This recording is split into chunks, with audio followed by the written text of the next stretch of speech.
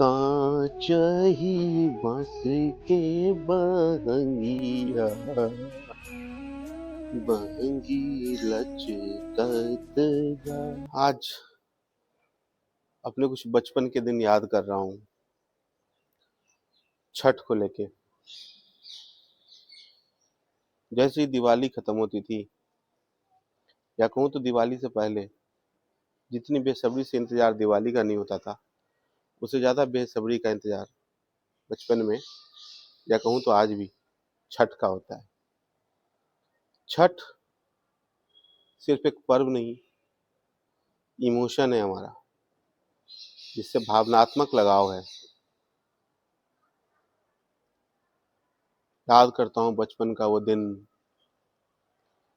जब दोस्तों के साथ कुदाल लेके जाता था छठ का घाट बनाने, नदी के किनारे।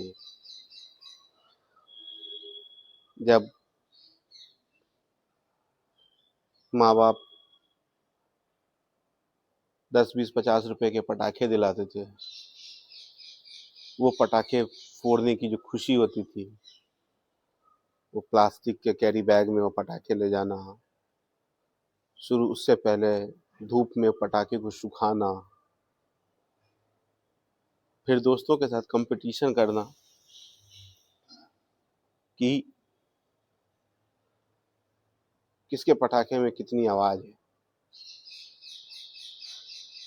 मैं अंदर से भर चुका हूँ आज इस वीडियो को शूट करने में, क्योंकि जो जिंदगी जिया है ना बचपन में, वो याद आती है। होता है, जो चीज मैंने करी आज के बच्चे अब करेंगे, ये तो परिवर्तन होना है, ये तय है, ये होता रहता है।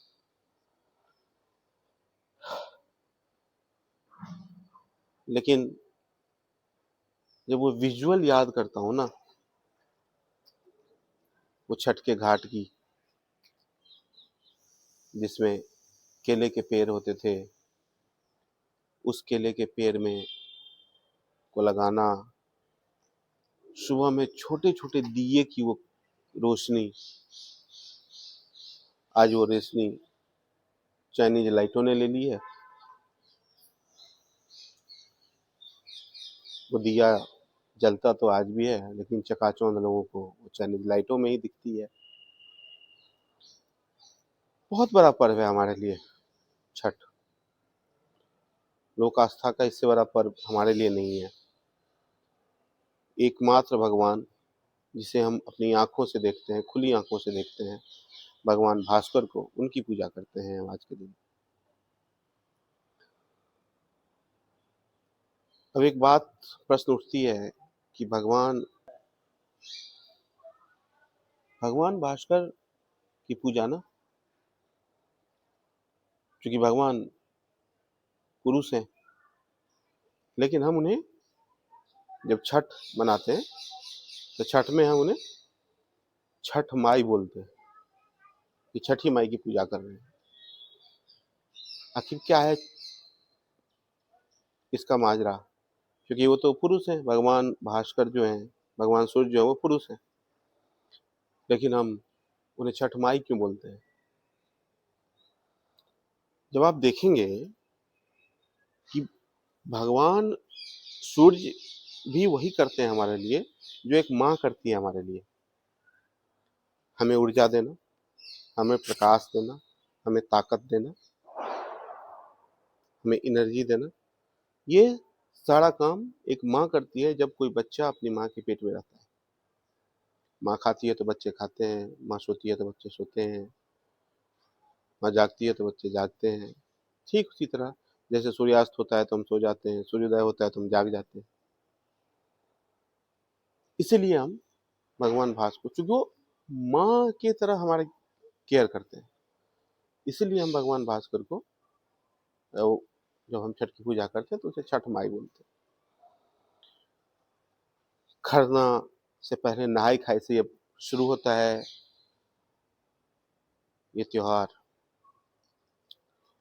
जहाँ साफ सफाई शुद्धता की पूरी तरह से ध्यान रखा जाता है कि कहीं कुछ गलती ना हो जाए। यहाँ तक कि जिस घर में प्रसाद रखा हुआ रहता है, वहाँ हमारी माएँ जब हम छोटे होते थे, उस घर में नहीं जाने देती थी कि ये प्रसाद जूठा ना हो जाए। लेकिन छठ हमारे जीवन में मुख्य ये चीज़ सिखाता है कि हर छोटी से छोटी चीज़ों का भी महत्व होता है। उदाहरण के लिए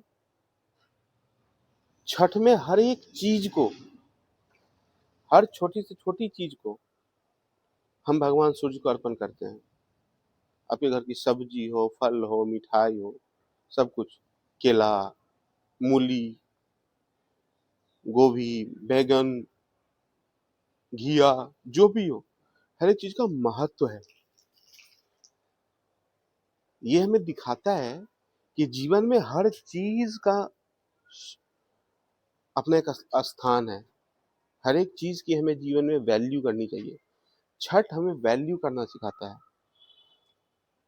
जब अस्ताचलगामी सूर्य को हम अर्घ देते हैं, कहने का मतलब जब सूर्य डूब रहे होते हैं, उनको भी अर्घ देते हैं, तो उस अर्घ में सूर्य डूब रहे होते हैं, यानी कि डूबते सूरज की भी पूजा की जाती है और उगते सूरज की भी। ये हमें सिखाता है कि जरूरी नहीं कि जिस इंसान का पतन हो रहा है, जो डूब रहा है, वो कल उगेगा नहीं। इसलिए हर एक की वैल्यू है, हर एक की वैल्यू को समझनी चाहिए।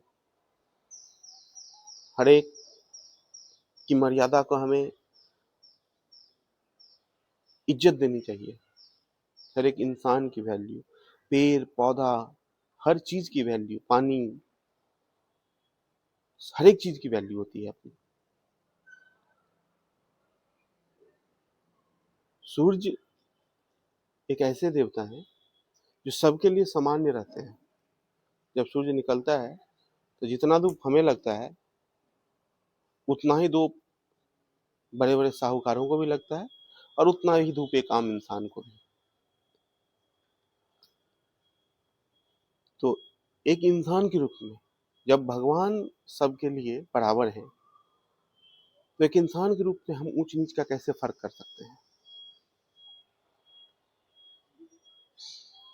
इसलिए सबकी वैल्यू करनी चाहिए। छठ से हमें ये सीखनी चाहिए कि जीवन में सबकी अपनी वैल्यू है, और सबकी वैल्यू का हमें सम्मान करनी चाहिए।